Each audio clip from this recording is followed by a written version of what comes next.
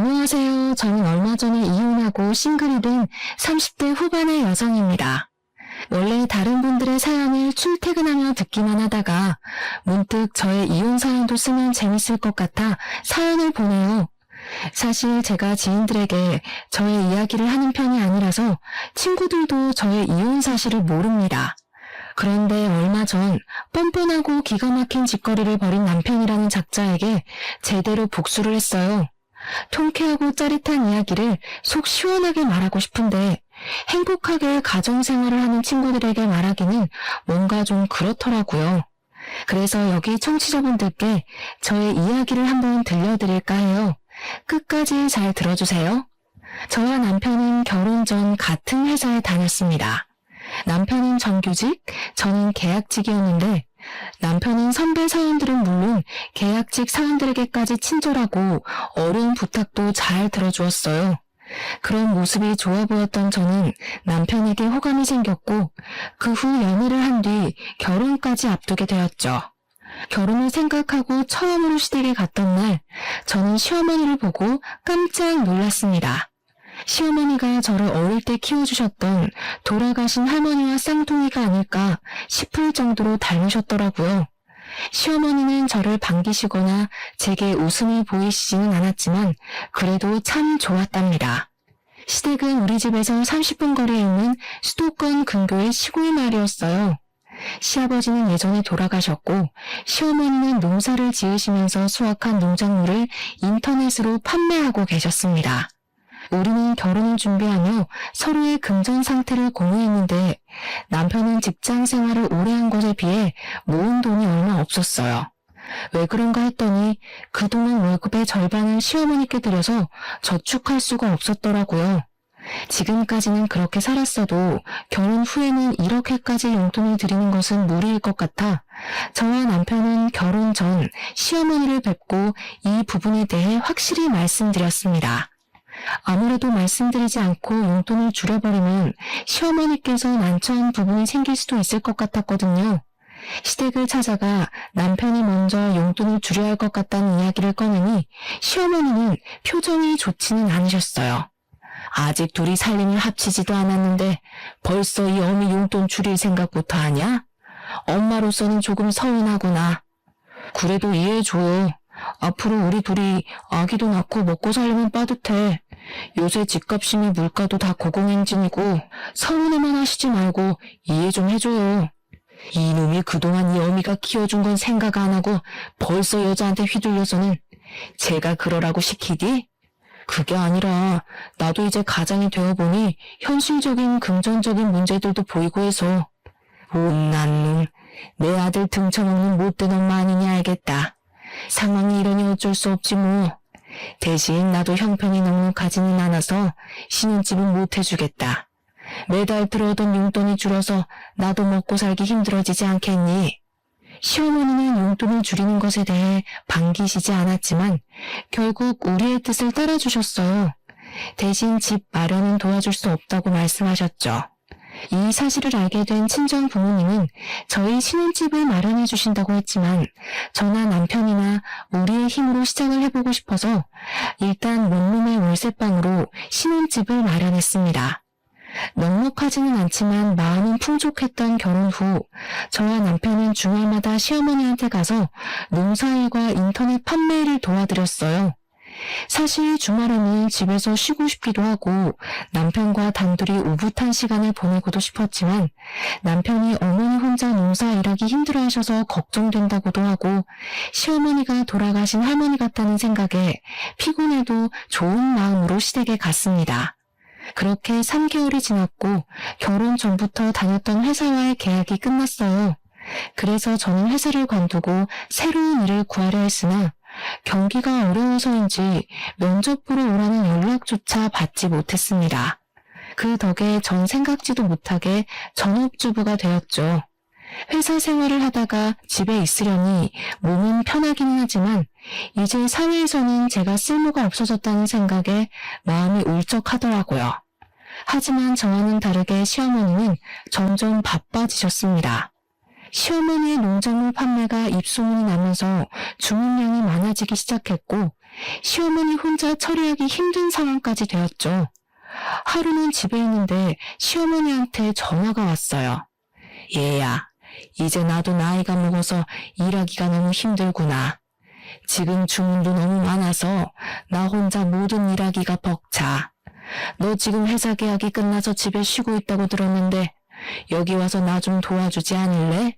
사실 시어머니 이런 부탁이 편하게 들리지는 않았지만 돌아가신 할머니가 꼭 제게 부탁하신 것 같아 무시는 할 수 없었어요. 그래서 많은 고민 끝에 시댁과 같은 동네의 자그마한 주택으로 이사를 하게 되었고 저는 시어머니의 일을 도우며 시댁의 모든 대소사에 다 참여했습니다. 힘들기는 했지만 제가 시댁의 유일한 며느리에다가 회사에 다니는 것도 아니었으니 당연히 해야 할 일이라고 생각했어요. 일 자체는 크게 힘들지 않았습니다. 생각보다 저는 도시 생활보다 시골 생활이 더 재밌었고 음식 만드는 것은 결혼하기 전부터 좋아했던지라 문제가 없었어요. 다만 시어머니는 항상 동네 사람들 앞에서 자신이 엄청 좋은 시어머니인 것처럼 말하고 다녔습니다. 여기에 종종 올라오는 사연처럼 며느리를 괴롭히거나 막말을 하지는 않았지만 그래도 시어머니는 시어머니였어요. 항상 은근슬쩍 맛있는 음식들은 남편이 먼저였고 밥도 남편은 따뜻한 밥, 저에게는 매번 찬밥을 주셨죠. 결혼 후 처음으로 맞았던 제 생일날이었습니다. 시어머니는 평소 친하게 지냈던 동네 사람을 불러 모아서 며느리의 생일을 차려준답시고 제가 좋아하는 갈비찜에 미역국에 끓여주시고는 상을 한 상 차려주셨는데 생일을 맞은 저의 미역국에는 멀건 국만 있었고 남편과 손님들의 미역국에는 미역에 소고기까지 듬뿍 들어있었습니다. 그리고 갈비찜은 상 가운데가 아닌 남편 앞에 자리를 잡았는데 저는 남편과 대각선 반대 방향에 앉아 있어서 팔도 닿지 않았어요. 게다가 밥도 부족한 상황이 되자 시어머니는 남편과 손님들에게는 따뜻한 밥을 대접하시고 제게는 점심때 먹다 남은 찬밥을 주셨습니다. 어머니, 제 생일을 기억해 주시고 미역국을 끓여주신 건 감사한데 제 국에는 고기는커녕 미역도 없네요. 게다가 밥도 저는 찬밥이고요. 내가 음식을 부족하게 준비해서 미역국도 부족하고 밥도 부족하지 뭐니. 그런다고 기껏 초대한 손님한테 대충 대접해 줄 순 없잖아. 그러니 그냥 네가 좀 넘어가 주지 않으련? 그래, 그냥 먹어. 그래도 우리 엄마가 자기 위해서 내 생일에는 해주지도 않던 갈비찜까지 해주셨잖아. 세상에 이런 시어머니가 어딨어? 이럴 때는 그냥 감사합니다 하고 먹는 거야. 남편은 자기 앞에 있던 갈비찜을 우걱우걱 뜯어먹으며 저에게 이야기하는데 정말 꼴보기가 싫더라고요. 애초에 동네 분들을 초대한 시어머니가 국이며 밥을 넉넉히 준비하면 이런 난처한 상황은 없었을 거 아닌가요?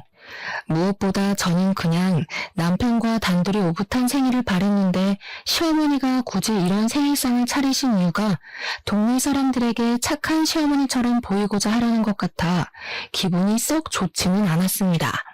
그래, 새색시가 이해해. 우리처럼 나이 먹으면 잘하던 음식도 못하게 되고 그래. 그래도 시어머니가 며느리 생일이라고 동네 사람들 불러 모아서 잔치상도 차리고 새색시 아주 복받았네. 나 때는 시어머니한테 미역국 얻어먹는 거 상상도 못했어. 생일이라고 말도 못 꺼냈다고. 아마 내 시어머니는 죽을 때까지 내 생일이 언젠지도 모르셨을 거야. 동네 할머니들이 하나같이 입을 모아 시어머니가 생일이라고 상을 차려주는 것이 어디냐고 하시는데 거기서 더는 말하기가 어려웠습니다. 저는 어쩔 수 없이 찬밥에 미역국을 말아서 먹었고 남편은 따뜻한 밥에 갈비찜을 아주 맛나게 먹었죠. 그리고 며칠 뒤 주말이라 시댁에 가서 밥을 먹었는데 또 시어머니는 또 찬밥을 주셨습니다. 그래서 이번에는 대놓고 남편의 따뜻한 밥과 제 찬밥을 바꾸었어요. 그 모습을 본 시어머니는 표정이 싸늘하게 굳었습니다. 너 지금 뭐 하는 짓이냐? 어떻게 하늘 같은 남편의 밥을 네 밥과 바꿔? 저도 집에서는 가장 따뜻한 밥 먹고 살았어요. 그런데 어제도 그러고 오늘도 그러고 계속 제게 찬밥만 주시니까 부당하다는 생각이 들어서요. 그리고 제가 이렇게 건강해 보여도 찬 음식 자주 먹으면 꼭 체하더라고요.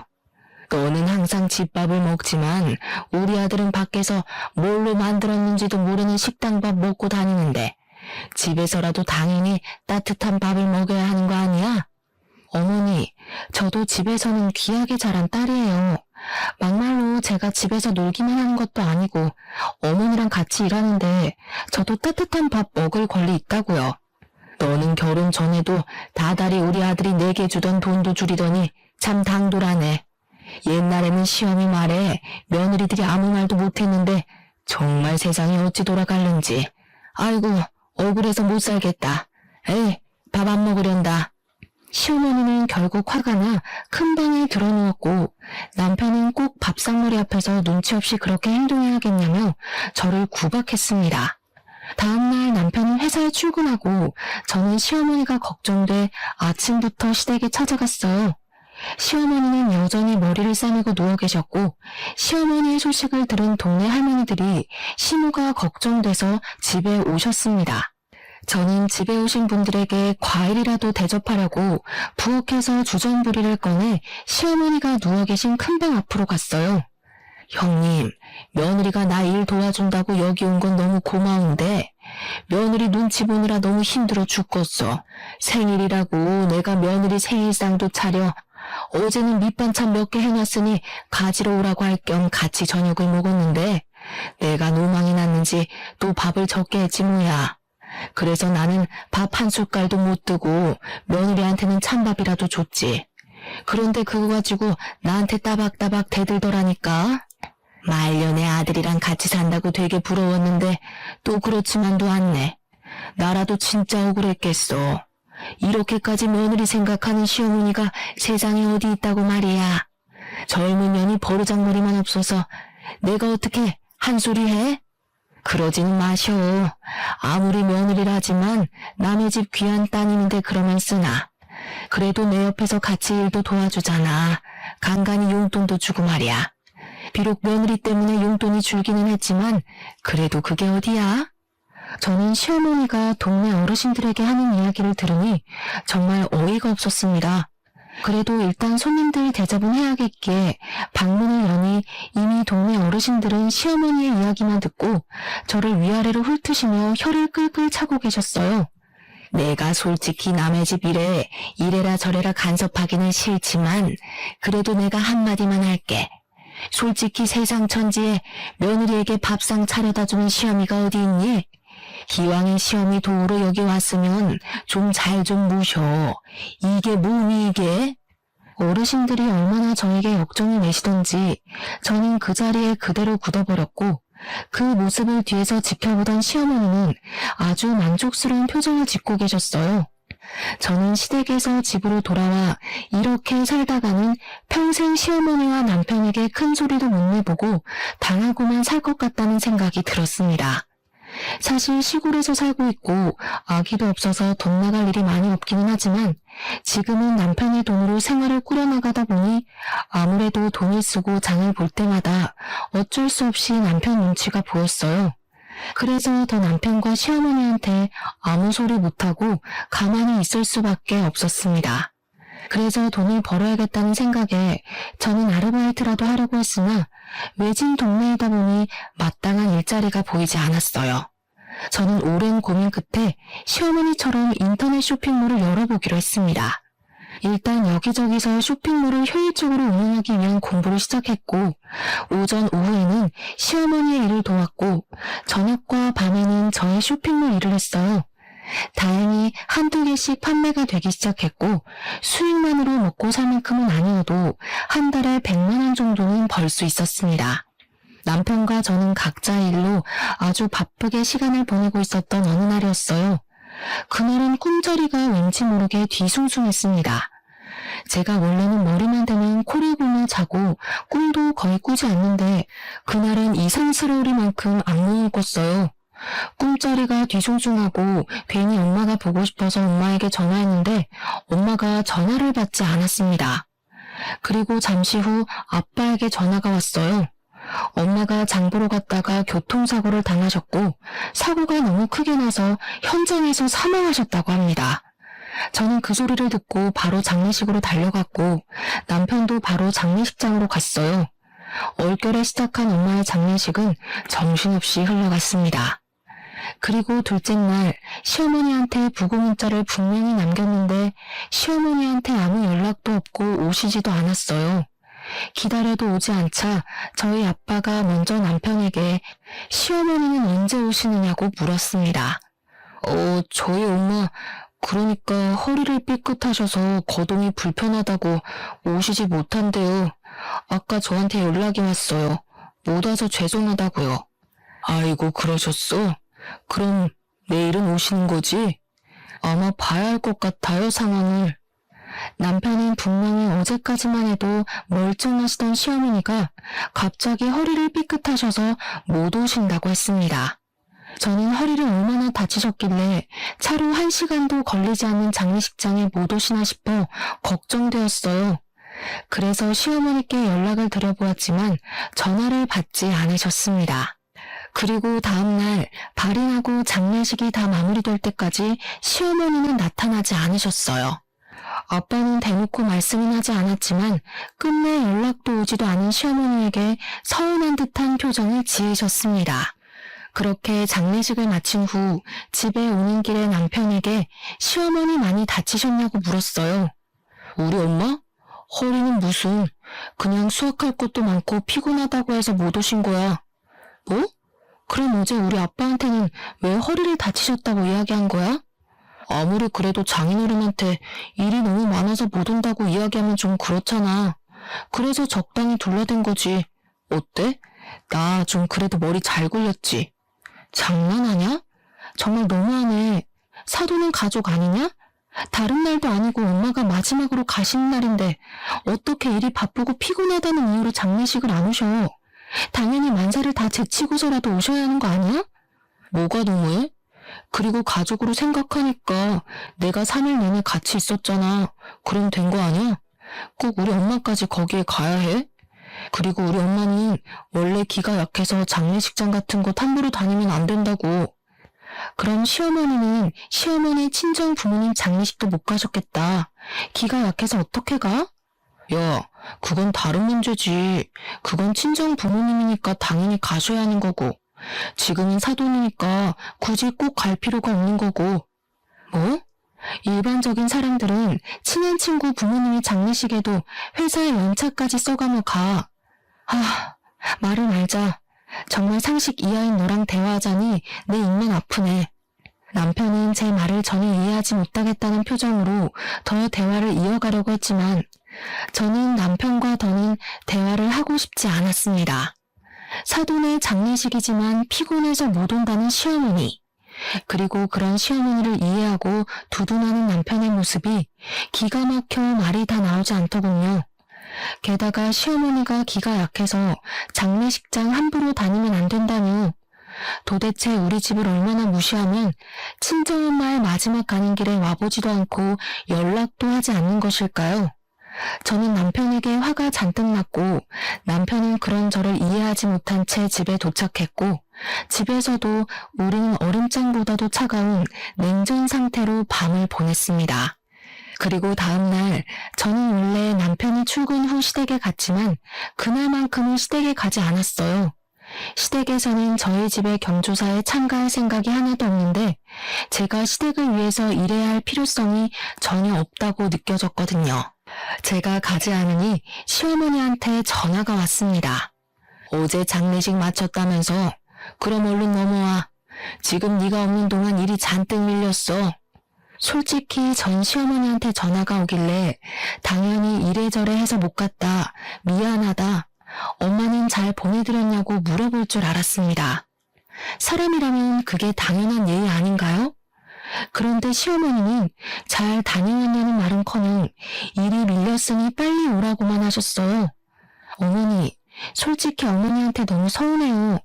아무리 그래도 사돈인데 어떻게 그렇게 연락도 없고 오시지도 않으세요. 죽을 사람은 죽더라도 할 일은 해야 하지 않겠니? 그리고 여자는 결혼하면 친정과는 연을 끊어야 해.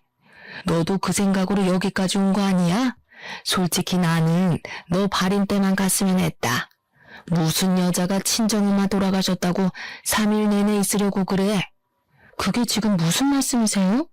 그러면 딸들은 친정엄마가 돌아가셔도 장례식장에 가면 안 된다는 말씀이세요? 제가 부모님의 유일한 자식인데도요. 솔직히 장례식장에서 딸이 할 일이 뭐가 있니? 그냥 발인 때 나가서 마지막 인사나 하면 그만이지. 그러는 어머니는 어머니 친정어머니 장례식 때도 발인 날에만 가셨나요? 너는 참 내가 한마디 하면 그냥 네 하면 되지 꼭 그렇게 하나하나 따지고 들더라. 아주 버릇이 안 좋아. 내가 너 지금 지켜보고 있다. 뭐 하나 제대로 걸리기만 해봐. 그리고 빨리 넘어와 일이나 하게. 저는 시어머니와 대화를 하면 할수록 정이 뚝 떨어졌습니다. 그래서 그냥 아무 말 없이 전화를 끊어버렸고 이제부터는 절대 시댁 행사에 참여하지 않기로 했어요. 며칠 뒤 그날은 시아버지 제삿날이었고 역시 시어머니한테 전화가 왔습니다. 우리 제사 준비해야 해서 장 봐야 하는데 언제 오니? 저는 시아버지 얼굴을 본 적도 없는데 제가 왜 해요? 너 요새 왜 그러니? 요새는 일하러 오지도 않고 내가 너 없어서 얼마나 힘든 줄 알아? 언제까지 그렇게 해처럼 굴 거야? 넌 이 집의 며느리야. 그럼 며느리 도리는 당연히 해야 하지 않겠어? 시어머니는 저한테 며느리의 도리를 운운하며 도대체 왜 그러냐고 저에게 화를 내셨지만 저는 그냥 전화를 끊어버렸습니다. 그리고 그날 밤 퇴근한 남편이 저에게 얘기 좀 하자며 도대체 요새 왜 그러냐고 묻더라고요. 내가 안 그러게 생겼어? 다른 일도 아니고 장례식인데 오시지도 않고 오자마자 위로는커녕 일부터 시키고 어떻게 그래? 그럼 산 사람은 살아야지. 사람 죽었다고 생업을 다 포기하니? 그리고 누구나 다 나이 먹으면 죽어. 다만 장모님은 조금 그 순간이 일찍 온 것뿐인데 도대체 언제까지 그렇게 방황하면서 살 건데? 누가 언제 생업 포기하래? 너네 엄마 평생 일하지 말랬냐고. 그냥 딱 하루, 이틀만 와달라는 거였잖아. 아니 1년 365일 중에 길어야 단 이틀도 우리 엄마를 위해 시간을 못 내? 그것도 인생에서의 마지막 날을. 지금 이 시기가 얼마나 바쁜 시기인지 너도 알잖아. 지금 바짝 일해서 1년을 먹고 살아야 하는데. 그리고 너네 엄마 장례식 때 나만 가면 됐지. 우리 엄마도 꼭 가야 해. 저는 남편의 이런 말을 전혀 이해할 수가 없었고 그날 남편과 저는 큰 소리를 내며 대판 싸웠습니다. 다음 날이 되어도 남편에 대한 화난 감정은 풀리지 않았고 저는 너무 답답한 마음에 엄마를 모신 곳으로 갔어요.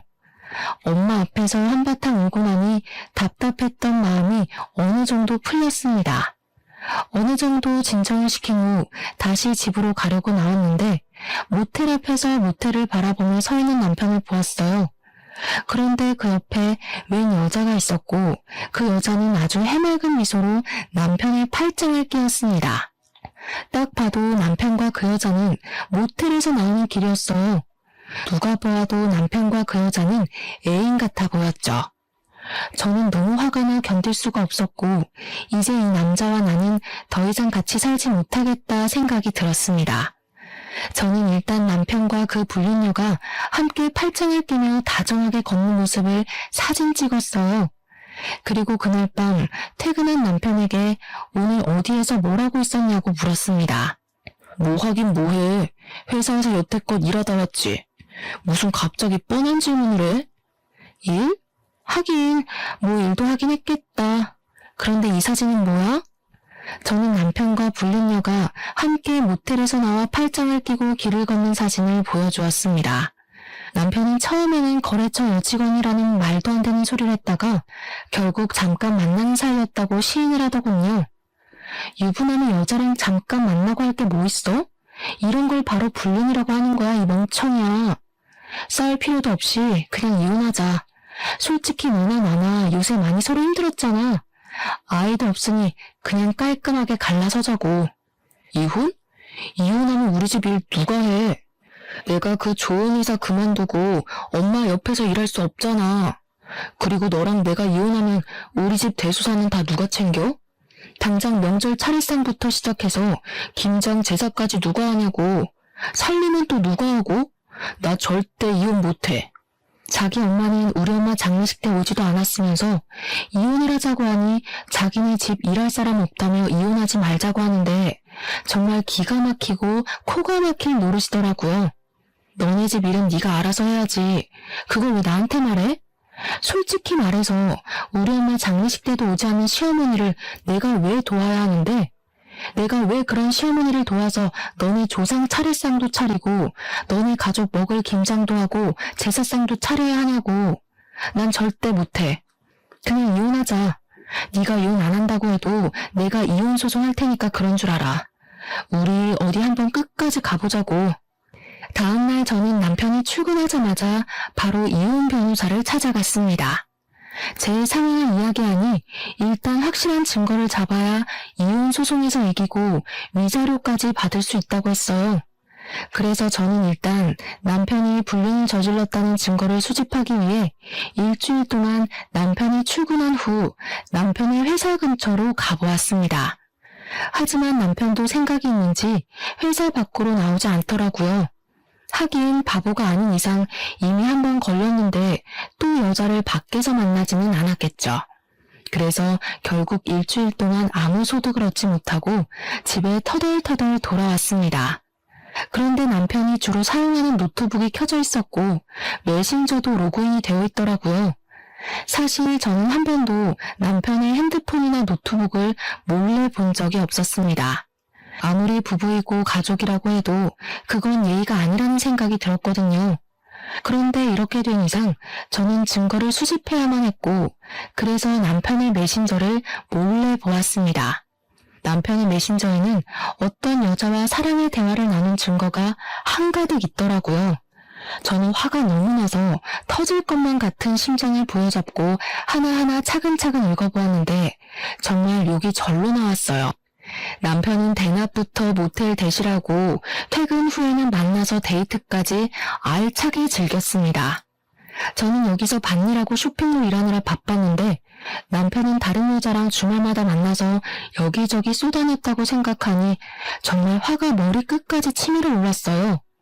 저는 반드시 이 둘을 가만두지 않으리라 다짐하며 일을 갈았죠. 그렇게 혼자 정신나간 여자처럼 욕을 하다가 겨우 마음을 진정시키고 메신저의 모든 내용을 이미지 파일로 저장했습니다. 그런데 노트북에는 이것 말고도 정말 이상한 것이 있었어요. 여자 화장실을 몰래 찍은 듯한 영상이 한가득 있더라고요. 이게 뭔가 싶어 자세히 보니 그 여자 화장실은 제가 결혼 전 남편과 다니던 그 화장실이었고 영상 속의 여성분들 얼굴 중에는 제가 아는 여성분들도 있었습니다. 순간 남편과 같은 회사 다닐 때 회사 여자 화장실에 변기가 막혔을 때마다 앞장서서 도왔던 일이 떠올랐어요. 사실 회사 다닐 때 이상하게 여자 화장실의 변기통이나 하수구가 종종 막혔었거든요. 그때마다 다른 사람들은 화장실 하수구나 변기통을 뚫는 것을 싫어했습니다. 그런데 남편만은 달랐어요. 여자 화장실이 또 막혔어요. 도대체 뭐가 문제이지? 제가 한번 봐볼게요.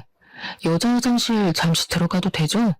그럼요. 솔직히 일도 많으시고 바쁘신데도 이렇게 항상 앞장서서 도와주셔서 감사해요.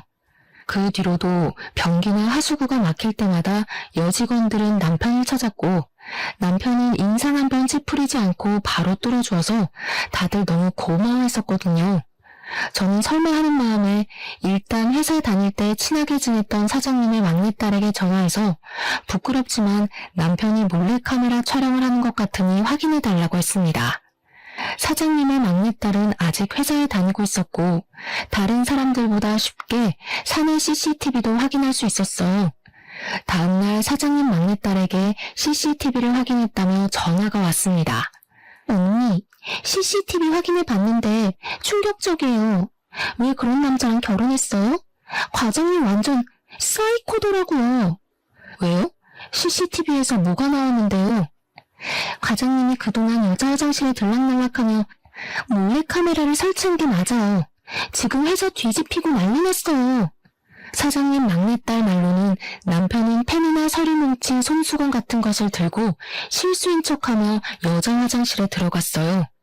남편이 나올 때는 들고 갔던 물건들이 사라졌었고, 그렇게 남편이 들어갔다 나오면 어김없이 여자 화장실 변기통이나 하수구가 막혔습니다.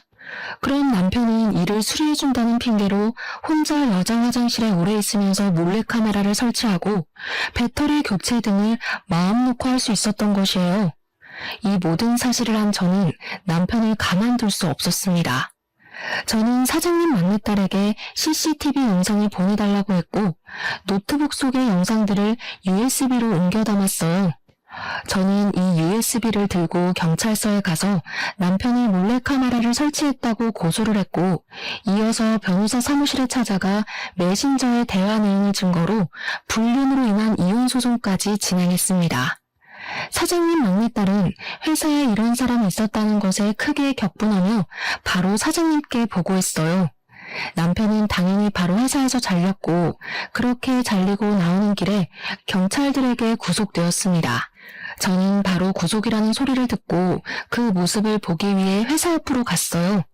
남편은 저를 보고는 잠깐만 할 말이 있다며 저를 애타게 불렀습니다.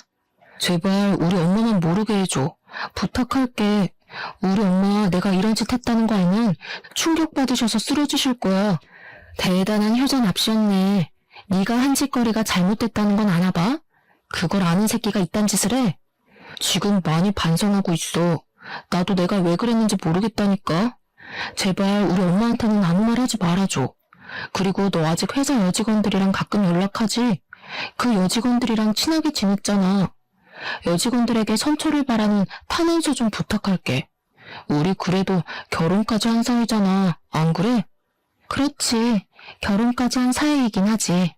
그런데 말이야, 나 지금 변호사 사무실에 이혼한다고 너한테 소송 걸었어. 우리 이제부터 남남하자. 뭐? 소송? 네가 무슨 수로? 내가 이혼 합의 안 해주면 우리는 이혼 못해. 알지? 그야 네가 아무 잘못이 없을 때고. 근데 너는 조강지쳐 내버려두고 다른 년과 불륜을 저지른 유책 배우자라서 너의 합의 따위는 필요 없더라고. 그리고 그 년이랑 아주 사랑의 대화를 찡하게 나눴더라. 네가 그걸 어떻게 알아? 네가 어젯밤에 노트북을 안 꺼냈더라. 메신저도 그대로 로그인되어 있고. 잘했어. 그 덕에 네가 잘못한 것 만천하에 다 알리고 나도 이혼할 수 있게 됐네. 평소에는 도움이 안 되더니 막판에 아주 큰 도움 줘서 고마워. 남편은 제 말에 분노를 이기지 못해 난리를 쳤습니다. 그리고 저는 집에 가려는데 시어머니한테 지금 당장 마을회관으로 오라고 전화가 왔어요. 사실 굳이 만나고 싶지도 않았지만 자기 아들이 몰래카메라를 찍고 경찰서에 잡혀갔다는 소식을 들으면 어떤 표정을 지을까 궁금해서 마을회관으로 달려갔습니다. 얘야, 나는 네가 그동안 며느리 노릇을 하나도 하지 않았지만 그래도 싫은 소리 한 번 안 하고 꾹 참았다. 그런데 갑자기 우리 아들한테 이혼 소송이라니 그게 말이 된다고 생각하니? 맞아. 너 저번에 너네 시아버지 제사 때도 오지 않았다면서? 그리고 요새 너네 시어머니 얼마나 일이 많은데 어떻게 일을 하나도 안 도와줄 수가 있어? 이번에 혼자 반일하다가 너네 시어머니 허리를 삐끗했어. 기왕 여기까지 온 거 너네 시어머니 좀 잘 모셔라. 너네 시어머니 같은 사람이 세상에 어디 있니? 사실 그동안은 시어머니가 동네 사람들 앞에서 온갖 착한 척해도 그냥 가만히 있었습니다. 그런데 이제는 예전의 제가 아니었어요. 이미 끝내기로 마음먹은 마당에 더는 말을 못할 게 없었습니다. 제가 예전엔 안 그랬는데 왜 이렇게 변했을까요? 한번 생각이나 해보셨어요? 지금 그게 무슨 말이냐? 우리 엄마 돌아가실 때 어머니 오셨어요? 네, 정말 바쁘면 못 올 수도 있죠. 그럼 최소한 전화라도 하셨어야죠. 세상에 사돈이 돌아가셨다는데 아무 말 안 하는 그런 사람이 어딨어요? 사실 그동안 저 시어머니가 거의 돌아가신 할머니 같아서 애틋한 마음에 저 혼자 시댁일 다 발벗고 나서서 할머니 생각에 일부러 여기까지 이사도 왔고요. 그런데 그 결과 저만 호구가 되었네요. 지금 너네 엄마 장례식 안 갔다고 여태 삐져서 시위하려는 게냐? 그래서 이혼까지 해? 아니요. 어디 그뿐일까요? 지금 어머니의 그 자랑스러운 아드님이요. 바람을 피우고 있어요. 뭐? 남자가 일하다 보면 바람 좀 피울 수 있지. 그거 가지고 뭘 그리 난리니? 겨우 그것 때문에 이혼이야? 막말로 우리 아들이 애를 낳은 것도 아니고 잠깐 그냥 방황한 건데. 참 너도 속이 아주 밴댕이 소갈딱지야. 그뿐인 줄 아세요? 당신 아들 지금 경찰서에 있어요. 경찰서? 그게 무슨 소리냐? 우리 아들이 왜? 회사 여자 화장실에다가 몰래카메라를 설치했다지 뭐예요. 노트북에 여자 화장실 몰래카메라 사진이 쫙 깔려 있더라고요. 그래서 제가 경찰서에 그대로 넘겼더니 아줌마 아들이 구속돼 버렸어요. 뭐? 그걸 네가 고소했다고? 너랑 우리 아들은 부부의 연을 맺었어. 부부는 힘들 때 같이 하는 게 부부 아니니? 어떻게 너는 네 남편을 그렇게 경찰서에 홀라당 넘길 생각을 해? 네가 어떻게 우리 집에 이렇게 뒤통수를 때려? 어떻게? 이 못돼 먹은 년. 시어머니는 제게 못된 년이라고 하면 난리였지만 아까와는 다르게 다른 할머니들이 아무도 시어머니의 말에 동의하지 않았습니다. 오히려 시어머니를 곱지 않은 시선으로 바라보았죠. 형님들, 저것이 내 아들을 경찰서로 잡아넘겼대요. 이게 말이나 됩니까? 아이고, 집에 여자 잘못 들여서 이게 지금 뭔 난리야. 아이고, 나 죽네. 이봐, 여자 화장실에 몰래카메라를 설치했다는데 그건 아들이 잘못한 것 아닌가? 아들이 잘못했으면 당연히 벌을 받아야지. 그렇게 잘난 아들 뒀다고 자랑하더니 이거면. 아무튼 이제 더 들을 이야기도 할 이야기도 없으니 우린 가네. 다시는 연락하지 마. 솔직히 맨날 은근히 며느리 차별했으면서 맨날 착한 척은. 다들 갑시다. 동네 할머니들은 난리치는 시어머니를 두고 다들 각자의 집으로 가셨고 저도 바로 저의 집으로 돌아갔어요. 그 뒤로 남편은 기나긴 재판 끝에 징역 10개월의 집행유예 2년이 선고되었습니다. 그리고 남편이 불륜을 저질렀다는 증거가 입증되어 감옥에서 이혼하게 되었어요. 또한 저는 공동명의로 같이 살던 집을 위자료로 받아서 그 집을 팔고 남편에게로 갔습니다. 아빠는 이혼하고 온 딸에게 그동안 고생했다고 하며 아빠가 일하시는 회사에 빈자리가 하나 있으니 거기서 다시 시작해보라고 권하셨어요. 사실 아빠는 20대 때부터 지금까지 한 회사에서 계속 근무하셨고 지금은 이사님이십니다. 회사가 크지는 않지만 그래도 월급 한 번 밀리지 않았고 꾸준히 월급도 오르고 있어요. 그렇게 저는 아빠 회사에서 사무직 직원으로 일하고 있습니다. 물론 제 쇼핑몰도 잘 되고 있기는 하지만 아직은 전업으로 하기에는 어려움이 있어서 앞으로 더 열심히 공부해 키울 생각이에요. 이렇게 새롭게 시작한 지 한 달 뒤 그다지 반갑지 않은 소식이 들려왔습니다. 바로 시어머니 소식이었는데 사실 시어머니한테는 나물 캐서 파는 것이 유일한 돈벌이였잖아요. 하지만 시어머니가 동네 사람들의 손가락질이 두려워 낮에는 집 밖으로 나가지 않고 밤에만 밖으로 나가 나무를 캐러 다녔대요. 그런데 시골길이 밤에 정말 어둡고 무섭거든요. 그 어두운 길을 혼자 밤에 다니다가 산에서 넘어져 실족사했다는 것입니다. 전 남편은 바로 감옥에서 나와 장례식을 치러야 했어요. 어떤 사람들은 이런 상황에서 안쓰러운 마음이 들기도 하겠지만 사실 저는 너무 통쾌하게 느껴졌습니다. 자업자득이라는 생각이 들었어요. 그래서 가서 마지막 가는 길을 한번 보기로 했죠. 부조금은 얼마나일까 하다가 생각해보니 남편과 시어머니 둘 다 우리 엄마 돌아가셨을 때 부조금을 아예 안 냈더라고요. 그래서 그냥 빈손으로 가려다가 그것은 예의가 아닌 것 같아 부조금을 아주 약간 준비했습니다. 단돈 1,000원이요. 저는 장례식장에서 부조금 봉투에 당당히 제가 준비한 1,000원을 넣었어요. 그 모습을 본 남편이 화가 난 표정으로 제 손목을 딱 잡더라고요. 야, 너는 생각이 있는 거냐 없는 거냐? 여기에 네가 왜 와? 그리고 부조금 꼴랑 1,000원? 지금 장난하냐? 1,000원은 뭐 돈 아니니? 그리고 너랑 너네 엄마는 우리 엄마 돌아가실 때 부조금 냈어? 생각해보니까 너네 가족 우리 엄마 돌아가실 때 부조금 한 푼도 안 냈더라? 그보다는 1,000원이 더 낫지 않아? 그래도 1,000원이면 껌 하나만 씹으며 저승길 가실 수 있겠네. 지금 사람 놀리냐? 야, 솔직히 말해서 네가 그 파일들 경찰서에 넘기지만 않았어도 일이 이렇게 안 됐어. 그래도 잘 나가던 내 인생 이렇게 나락으로 보냈으니 네가 날 책임져야 하는 거 아니야? 그러게 평소에 네가 행실 똑바로 했었어야지. 아, 이미 다 끝난 마당에 너랑 말싸움해서 뭐하니? 그래도 너네 엄마 일은 좀 안 됐긴 하네. 이게 바로 자업자득, 인과응보라고 하는 건가? 말 가려서 해라. 내가 진짜 너 만나서 되는 일이 없어. 너 때문에 감옥도 가고 엄마도 돌아가시고. 전 남편은 자기가 그동안 잘못한 것은 생각도 하지 않은 채 모든 것을 다 제 탓으로 돌렸습니다. 감옥에 가서도 여전히 반성은 전혀 하지 않은 듯 했어요. 저는 전 남편의 이야기를 들으니 어렵게 잡고 있던 이성의 끈을 놓아버렸습니다. 그래서 장례식장 앞에 있는 여자 화장실로 들어가 대걸레를 들어왔어요. 대걸레는 뭐냐? 우리 엄마 마지막 가는 길 깨끗하게 가시라고 청소라도 해주려고? 아니, 아무리 봐도 네 머리에는 똥만 가득 찬 것 같아서 너 좀 청소 좀 해주려고. 저는 이 말과 동시에 대걸레를 전 남편의 얼굴에 비볐습니다. 야, 이 똥만 가득 든 놈아. 네가 걸레 같은 짓을 하고 다녀서 이렇게 된 건데 그걸 왜 내 탓을 해? 내가 생각할수록 어이없어서 그래도 여기서 싸우지는 않으려고 했는데 내가 괜히 왔다 싶다. 감옥 갔다가 나오면 걸레 같은 짓 그만하고 좀 똑바로 정신 좀 차리고 살아. 내가 이 대걸레로 네 얼굴 닦아줄 테니까 제발 이제 사람 좀 되라.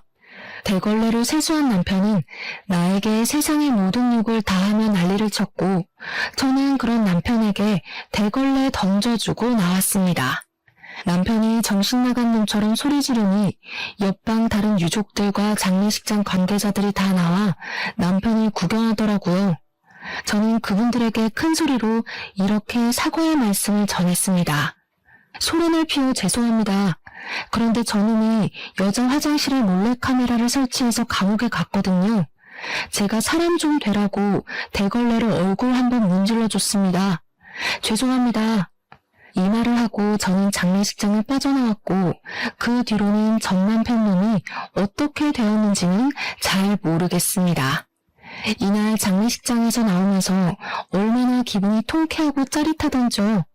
10년 묵은 채증이 확 내려가 하늘을 날아갈 것만 같은 기분이었답니다.